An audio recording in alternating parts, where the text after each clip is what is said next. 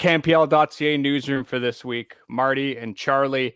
We're going to have Anthony Novak on of Cavalry FC. Oh, that's still weird. That's still weird. Yeah. Oh, people that know Anthony will know that the interview was already it's in the can. It's amazing.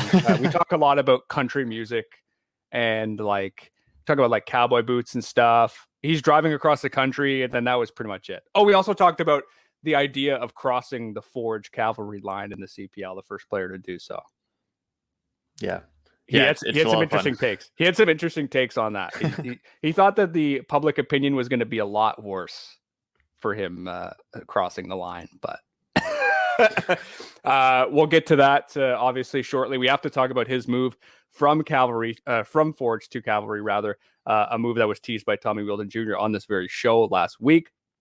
But maybe we can start with Ryan Telfer and Atlético Ottawa. Yeah. That's a big signing that was obviously in the can, and another sort of worst kept secret from Ottawa, if there could be more than one worse. But it's now out there. We also have the best 11s from the Eastern Canadian teams to complete that segment. So you'll see how he fits in with how we see him with Ottawa. But maybe your first reaction to how, frankly, he makes this Ottawa team a lot better. And without a player like that, just looking back on it today, they need something like that, right? Especially someone who's experienced the CPL level. Yeah, absolutely. I don't think it's much of a stretch to say that he's immediately their best player. Yeah, because Ryan Telfer at the top of his game, he maybe didn't have the greatest 2020, but in 2019 he was one of the best players in the CPL. I mean, he's one of the best guys one-on-one. He can score goals for you. He can create. And he's going to be a really, really important player for Ottawa. He can obviously play a whole load of different roles, so they've got a lot of options with how they kind of line up. And it'll be good for Ryan Telfer as well. I think maybe it was time to move on from York. Obviously, the Island Games were maybe a tough experience for some players, and it wasn't necessarily as impressive as his first season in the CPL, right? So maybe a fresh start with a team that's got a lot of turnover and really kind of building from the ground up, partly building around him now. It'll be, I think, a pretty good situation for him. Yeah, and I'm glad you mentioned he could play in multiple positions, because that's maybe the key with Ryan coming into this team. Is there is quite a bit of flexibility from what we understand about this team, right? I mean, Zach Verhoeven can play up and down the wing. Obviously, Telfer can play across the front four realistically, and there's lots of flexibility there. I'm glad you mentioned his Island Games as well.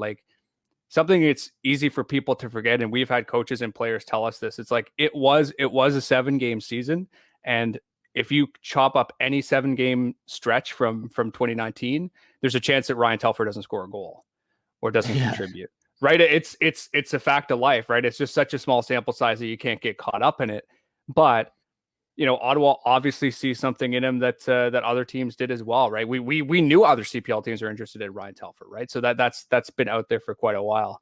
What do you think his best position is? I've always kind of liked him in the inverted role. I know he didn't necessarily. I think he played a lot of time on the left with York, but I think just given his ability to beat guys one-on-one at the CPL level, he can cut in with the ball. I think I'd be a little bit more interested in seeing him over on the right side, where his job is more to kind of bring it inside and do it himself. I mean, Ottawa doesn't necessarily have a whole lot of that kind of creative player at the moment. So if you run a lot more of your attack through Ryan Telfer, especially coming in off the wing there, I think you'll have a better chance at getting the best out of him than just having him, I don't know, whip in crosses or anything like that. So I think that's maybe where I'd want to start him out. Oh, just wait till you see the Ottawa 11 coming up. No spoilers. Okay, Anthony Novak switching Forge for Cavalry. Discussion we had just with him off air, just as we stopped hit recording on the interview. Cavalry is going to be a good team. Oliver Minitel joined obviously on Thursday as well, back from his injury. Depends how he comes back, obviously, but that's another massive signing. He's coming into his 3rd year in Calgary. That's such a rare feat in the CPL at this point, and for a player that's talented going forward. And obviously Anthony going into his third season as well. And like just looking at how they could line up and in the spaces and the spots that Novak could take specifically, I think it just makes this Cavalry team so much better, right? Oh, 100%. I mean, when we looked at the kind of mock lineups last week, there was a hole at the number 9 position. And I think even when we were talking to Tommy about it, he's like, yeah, we're bringing in some forwards because that was kind of the obvious hole. And they've filled that hole maybe as well as they possibly could with a guy who has been really consistent at the striker position in the CPL. I mean, he's scored some of the coolest goals I think we've seen from CPL players. That first goal against Pacific was incredible. And then, obviously the one against Cavalry out in the games. And the one in the CONCACAF League, I think it was against Limeño when he took that crazy little flick and then volleyed it in to like save the day and win in the 85th minute. Just unreal. Yeah. He's a great player. He'll obviously be, the main point of reference for the front of the attack at Cavalry, which will be really interesting. And I mean, it really worked out for Cavalry last year with Marcus Haber in that position. And I think at this stage in their careers, I think maybe Anthony Novak can be an even better version of that. Yeah. So I would watch out for Cavalry. I think rumors of their demise have been greatly exaggerated. Rumors spread specifically by you and only you. Yeah. I'll leave it there. Good thing Tommy's not on this week, eh? Who's going to score more goals this year, Telfer or Novak? That's a tough one. I think I would say Novak because I'm a little bit more confident in what the teams are now and in him getting better service. And obviously he's a center forward, but Telfer absolutely has golden boot potential as well. So it could be a battle between those guys and some others for that scoring title. Wouldn't be surprised to see them both in the top 10. Might lean towards Novak. I think so. Yeah, that makes sense. Okay, Canadian women's national team, the Olympics group stage has been set, taking on Japan, Great Britain, not England, and Chile. They just played England. They didn't just play Great Britain, and they beat them 2-0. That's the big dog from this group. But maybe let's pull it back a bit. And what's your rating of this group? I suppose on a 1 to 10, because there are some pretty big teams this tournament. Obviously, the United States, which looks like they may avoid as long as they move on through the first and runner up spot. Thankful to avoid them. How do you rate this group for Canada? Yeah, in terms of difficulty, maybe like a 7.5 out of 10. Yeah, because it's a difficult group. It's definitely going to be challenging, but it obviously could have been a lot worse. Mm-hmm. I mean, it's immediately a lot worse if you draw the US. You get Canada did kind of luck out getting Japan from the first pot. Mm-hmm. They're rated 11th in the world. Probably a little bit low because they are actually a really good team. But I mean, Canada was always going to have a tough group here because, you go into the draw ranked 8th in the world, you're in pot 3, which means you're getting at least 2 pretty difficult matchups. But it's going to be tough. I mean, we've seen them play England and, Wales, I suppose, as well. Oh, yeah, true. Right. That's a good point. Who will make up. I mean, Great Britain is basically going to be England and Sophie Ingle and some Scottish players. I'm not really sure, but they're a very good team. Japan's a good team as well. I think Canada lost to them 4-0 in 2019. Mm-hmm. Yep, which was tough. Playing host nations is always tricky as well. Although, to be fair, Canada has never lost to the host nation at the Olympics, and they've actually beaten the host nation the last 2 tournaments at the knockout round, no less, because they won a bronze medal over Brazil and they beat Great Britain in London. So I guess maybe it won't be a problem. And then Chile will be, there's pressure in that game because you kind of have to win that one, right? They're going to be a similar challenge to Argentina or Wales. I think they're all sort of in the mid-30s range in the world rankings. And I think that maybe there is the most pressure in that game because you kind of have to win it. Mm-hmm. Yes, definitely. And I mean, they also goal differential might come into play, especially with that runner-up spot. That's or the third place spot, not runner-up. That's always sort of tricky in these tournaments. Mhm. Interesting to see. And it also sounds like Bev Priestman said at a Canada Soccer media call this week that they are looking at trying to play some games in June. So we'll hopefully have some more games to mull over before the Olympics get started in 2020. I cannot wait 2021. I cannot wait for these games at 3:30 a.m. Yeah, that's the one. That's the So one excited. today. Oh, like I'm not sure. I'm not like. Did you watch the 2002 World Cup at all? Oh, I don't remember. Very briefly, yeah, I don't remember. or vaguely. Oh, I remember just trying to watch it. Yeah. I have this vivid memory of like trying to watch. Like was it Germany played someone, and then I had to get on the bus. Oh no, it was Switzerland, and I remember I had to like go to school. I was like, damn, I don't want to go to school. Yeah. Okay. Let's dive into these best 11s from the Eastern Canadian side. So Charlie picked the West last week. I'm picking the East. I think these were a lot easier than yours, Charlie. Not gonna lie. Well, let's start with Halifax. I'll show you what I mean. So, the back four, if you're just listening to this, it makes sense. Mateo Restrepo, Gaffard, Schall, Donor, and then in the midfield, it's basically your first pick midfield from last year, save for Jeremy Gagnon-Lapierre, and then obviously Akeem Garcia up top and Chris Roxer in net. This seems very straightforward to me. I'm not sure if you have any critiques on it. No, I think this is basically the same team as last year, but with individual guys swapped in for other positions. Donor coming in, Ferenza at right back, Gagnon-Lapierre slotting right into that central midfield spot. I really don't think that they miss a beat here with this lineup. No. See how I told you it was easier? Much easier. Far, yeah. Okay, let's go quickly to Ottawa. This one might have a little bit more discussion. A back four, we've got Neufeld, John, Milovan Kapoor, Zach Verhoeven. Went for a 4-2-3-1. Chris Minella and Ben McKendry in the holding positions. That might be more of a tactics discussion, but for this, putting them both in because it's the best players possible. And then I think the front four is quite interesting. We've got Jordan Webb, Vidi Martinez, Ryan Telfer, and Malcolm Shaw. Who's missing out of this group? What do you sort of see out of this that you sort of thinking someone got robbed? We need some kind of controversy with this because it does seem someone a bit too straightforward. Robbed. I'm not sure if anybody's been robbed. I mean, maybe Tevin Shaw. I'm trying to think of players that are still on the bench. I mean, Bernardinho is signed. He maybe slots in maybe one of these more attacking midfield roles.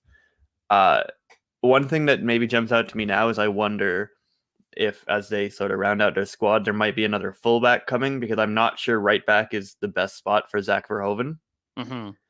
He's maybe a little bit better off further up the field on either side. So I wonder if that's maybe where there's potentially another signing coming, something like that. But I think this is probably a lot of the core is in place here, especially up the middle with the center backs and central midfield. Yeah, they have managed to actually retain a surprising amount of players considering first year, right? When you look at something like this.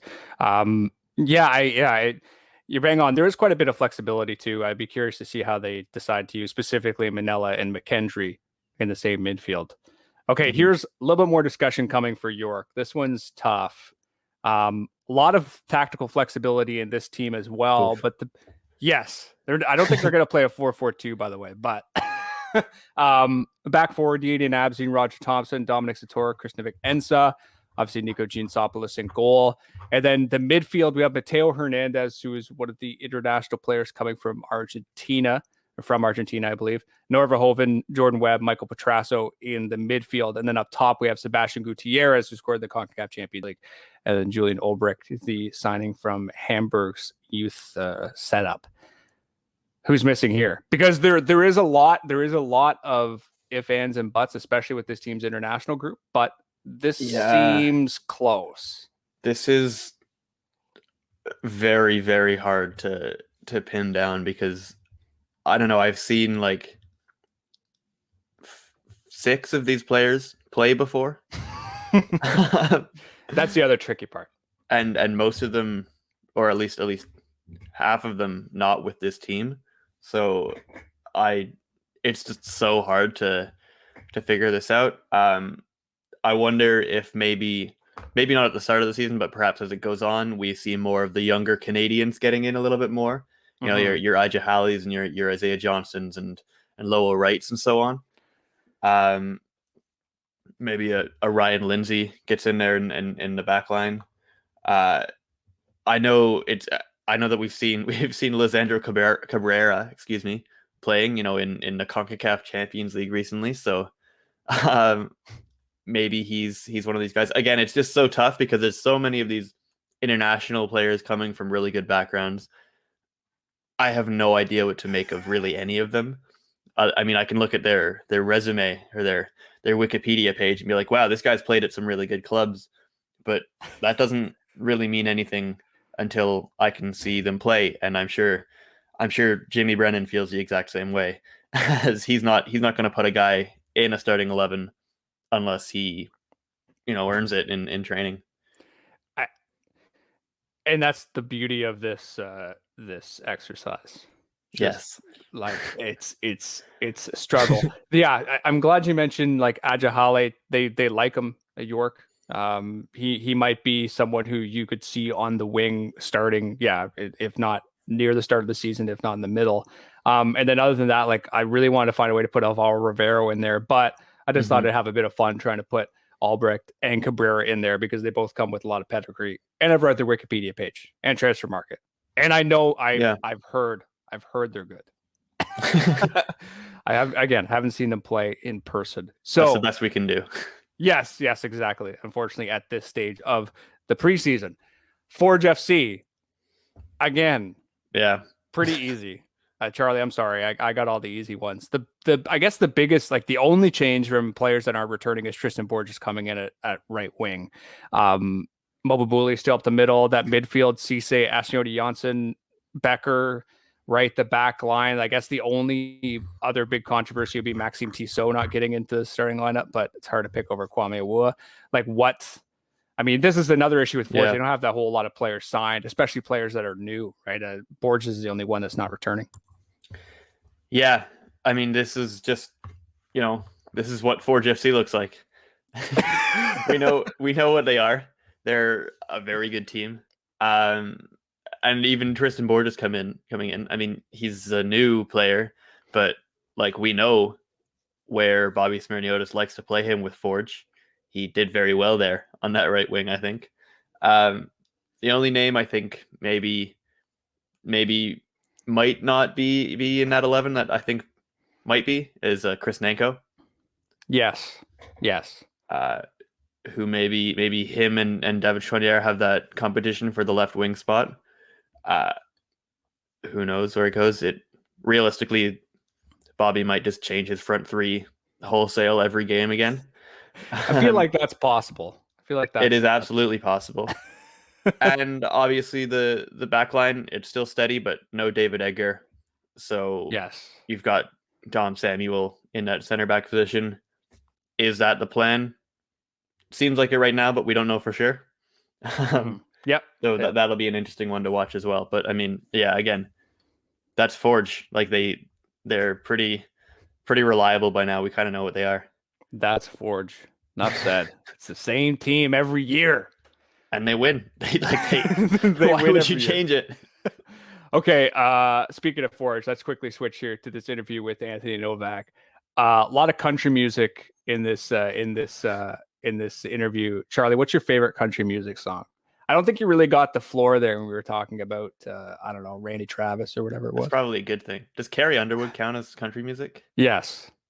Because Before He Cheats is like one of the greatest bar songs of all time. Yeah, that one does rock. Yeah. I don't know. There's a Blake Shelton song I used to listen to in like college, something about a dog or something. I don't remember what it was called. But something about a dog. I don't remember what it was called. But I like that. I didn't really, look deeply into it. Okay, fair enough. Fair enough. We'll leave it at that. Anthony's got to send us his beer playlist. He said it's on there. I got to get a Spotify link for that. We'll spread it around in the DMs later if anyone's interested. Okay. Can't wait. Without further ado, Anthony Novak. Well, last week we talked to Tommy Wheeldon Jr., Cavalry FC, and he hinted at a couple new strikers coming to the club. I can safely say, Anthony Novak, we did not expect you to be one of those guys. and I mean, yeah. So maybe we could start there. Switching forage for Cavalry in a sense. I know you had a stop in Portugal that we'll get to, but maybe the first question is like, why Cavalry? I think of the clubs that play in CPL, I think there's one other club essentially that fits my style of play the best, and Calgary is that club. And when the opportunity arose, I got the chance to speak with Tommy, and we had some fantastic chats and connected on levels more than just football. And the decision, was pretty easy after that. So, and leaving Forge, we should talk about that as well. Like, Sure. Bobby obviously plucks you from League One Ontario, from Oakville. I think you were telling me that story about how he just sort of came up to you after a playoff game in 2018 and said, you're in, basically. So what was that conversation like, in leaving Forge? Because I'm sure that was probably a difficult decision, right? Especially after CONCACAF League and everything this fall. Yeah, no, it was never going to be easy. Things moved quickly, and we had some conversations before about how my desire was after the season anyways to go and play abroad. And we said we'd kind of just pick things up when the time came, and there was no kind of rush on like either side. And nothing official ever came to the table. So when the opportunity for Calgary came, we just kind of took it as it was. And I believe that now that I'll be departing, it'll be on a positive note. Bobby and I will always have a very good relationship, and the outreach from the fans yesterday, I was expecting much worse. To be honest, like everybody's been really good. Amazing, mostly just positive well wishes and good understanding. I think part of that comes from I've built some really good relationships with fans on a personal level, and then also I think on the field the way that I play also is something that is maybe a bit endearing, just because of the work ethic and stuff. So I think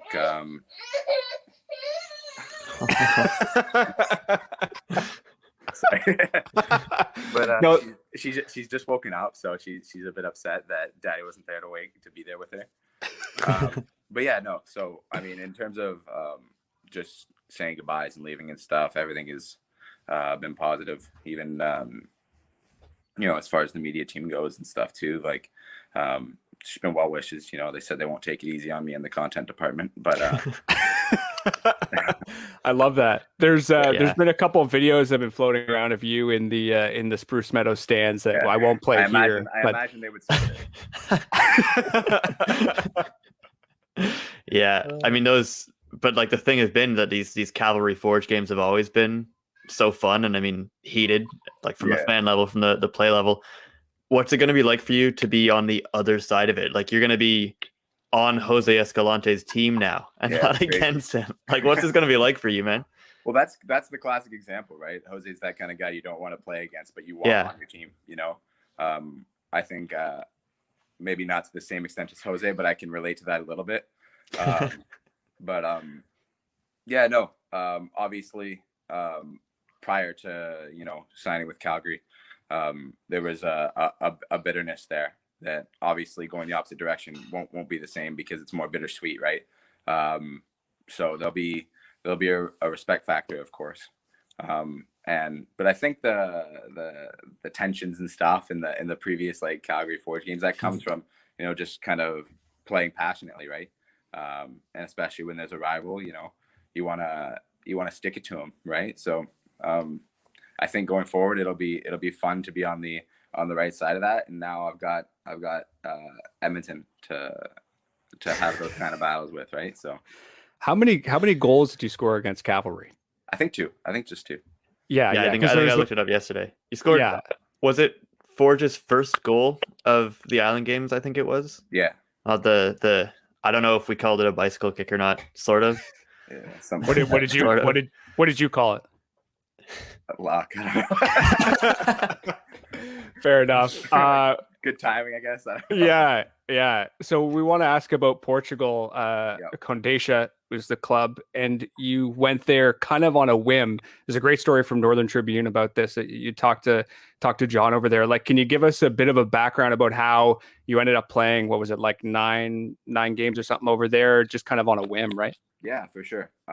So when the opportunity came, it was very fast, and it was we need a decision today, tomorrow morning, like latest kind of thing, because they were in the midst of their season and pushing for a playoff run that we were able to get qualified for.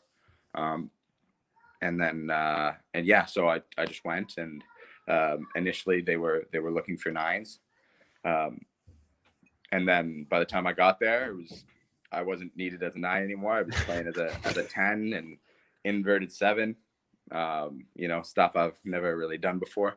But it was a good experience. It was a lot of fun. And I unfortunately, there was some like a family tragedy that took place here, so I had to return early. That's why I'm in Brantford now. The boys are going to be going for their playoff push shortly. They kick off April 25th, and I'll be supporting them.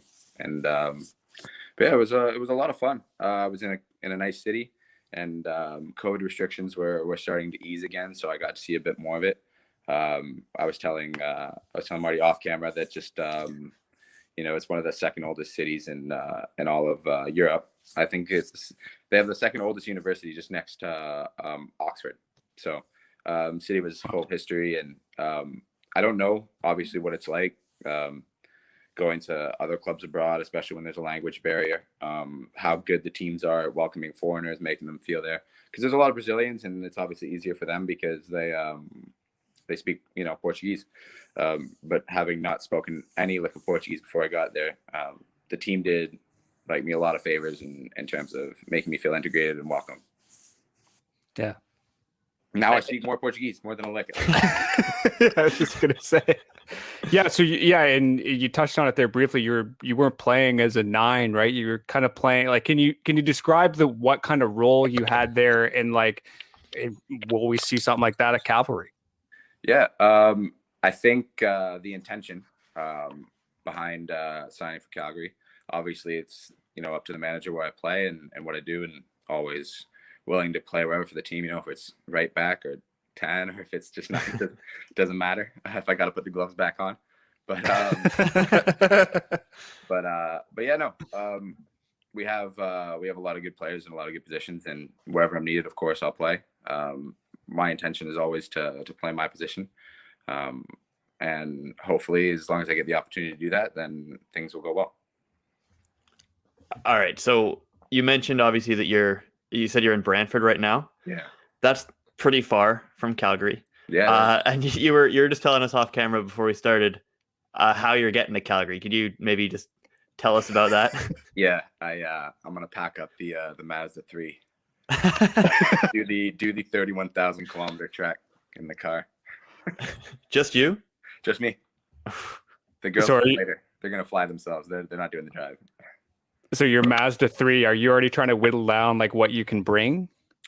Yeah. Well, I think I'm gonna start just with the 2 bags I flew with to Portugal, and because they're easy to pack and unpack, and that's the majority of my essentials. And anything else will just be lucky, because I got to take my winter tires too. So. Really? Yeah. Oh no, dude. So oh no. I'm gonna have the 4 winter tires in the trunk, if I can, as long as I can fit them there, and then the back will be the 2 travel bags, and anything else I can fit that might go nice in an apartment.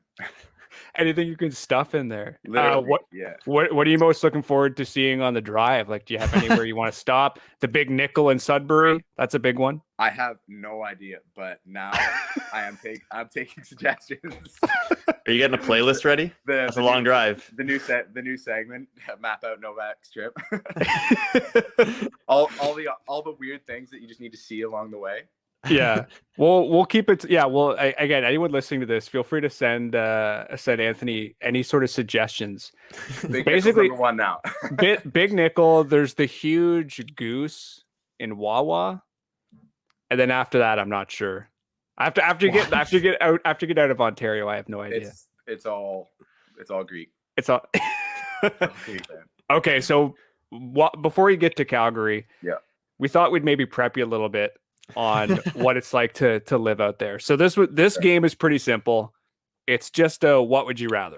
So it's either what would you rather do, what would you rather experience in Calgary. All right. So we'll start with something pretty easy. And I think I'm just going to be able to pull this up here where we can all see. I guess we can. So that would you rather skeleton or ski jump? Ooh. I think I gotta go ski jump. I've got a little bit of snowboarding experience, so maybe that could help. I don't know. The head first down looks a bit daunting to me. Yeah, it does seem. I guess we could just flip it back here. This looks very dangerous. Yeah, I guess it just comes down to. I imagine the head down's probably got some pace as well. They're not going slowly, so. Yeah, I guess it depends on what you're most comfortable with. Okay, that's fair. So obviously, when you step out of your Mazda 3 in Calgary, you're gonna have to look the part as soon as you walk out, so no one thinks that you're someone new. So, cowboy hat or cowboy boots. Both and. I've got like 2 or 3 cowboy hats from when I was more of a country fan. From I think maybe 22, 23, 24-ish range. I was definitely into it. So I've got a few nice Corona extra hats, and when I was playing in the Schwann Cup, I swapped jersey for hat with some kid from Texas. So I've got really a nice proper one. Yeah. Yeah. Then, proper, like half, whatever they call those. What do they call those? It's like a half liter or something. Half gallon. 10 gallon. Yeah, half gallon. Yeah. I'm assuming Anthony Bilal will not be watching this. The quarterback for Lake Erie men's football team during my time there. But me and my friend also stole a couple of his hats at his party when, and we all went to Ohio State for a day trip, and he happened to be there, and I was wearing his hat. But he was so out there that he didn't remember that they were. So was this guy's from Texas? You're saying was this guy from Texas? No, the kid I swapped with the hat with from Texas. I was like maybe 14. I was playing the. Oh, okay. Right. Yeah. Okay. Sorry. Yeah. Anthony Bilal is. I was early 20s, very early 20s in college. Okay, so this one we got to throw this one out here because it makes the most sense. I just have country music versus nothing. Oh God. So I feel like I know where you're going with this one, Anthony. I think you've already answered this question. My missus would have me say nothing, but I couldn't just listen to nothing. I'd have to go a little bit of Florida Georgia Line or something like that. What's your all-time favorite country song? I used to have a playlist called "Songs with Beer" in the title.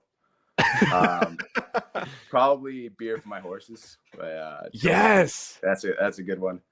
Dierks Bentley has like a 6-song EP that's just dedicated to beers, which is admittedly enjoyable. I respect that a lot.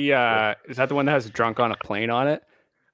No, but that is a good shout. That's actually a really good song, and I don't even like country music. Oh, that's an enjoyable one too. Yeah, my girlfriend despises when I play that on like the Google Chromecast, like on a Friday, just for no reason. I feel like I have some previous shades shining through right now. And my girlfriend's going to watch this interview and be like, "Who are you?" Okay, so very quickly, Calgary Stampede. synonymous with Calgary, obviously. Chuck wagon races God. or rodeo? Rodeo. Okay. I would- But why? like What's to wrong do with that. chuck wagon races? Those are fun. I would like to do the rodeo. That's sick. You wouldn't want to race a chuck wagon. Okay, fair enough. I would at some point in my life, if the opportunity arose, and football not being what it is, the opportunity to do the rodeo would be really sick. Do you think you it could go be 8 second seconds? calling. Perhaps. Okay, anyone in Calgary, see if Anthony can go 8 seconds. Set it up. I did a bull ride once at a country bar, and I won a prize. So that was maybe there's some experience there that could help me. Whiskey for my men, beer for my horses. That's it, man. Anthony, thank you so much for joining us. Hey, my pleasure, guys.